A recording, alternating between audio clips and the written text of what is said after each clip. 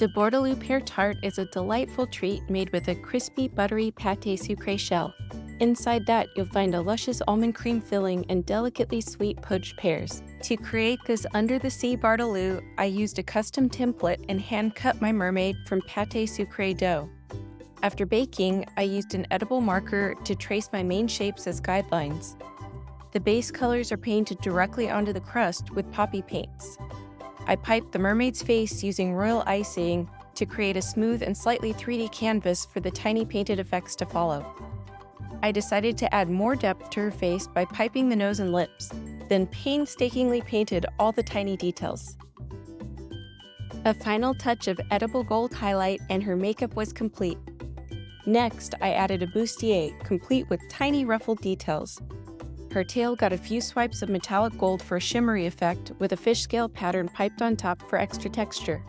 I accessorized with a sprinkle necklace and gave her tail fins a 3D effect with royal icing.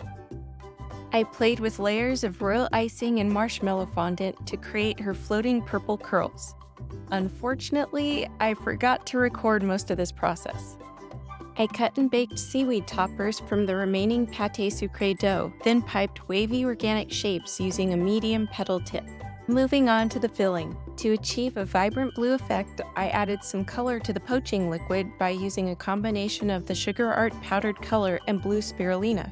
After peeling and coring the pears, I let them cook until they turned a beautiful shade of blue and became slightly tender. Then I cut them into thin slices. The almond cream was dyed with the same blue powders, then piped into a blind-baked shell. After that, I arranged my pear slices in a wavy pattern and baked until the almond cream had set. The colors stayed way more vibrant than I expected. To bring it all together, I attached all the decorative elements using tempered white chocolate.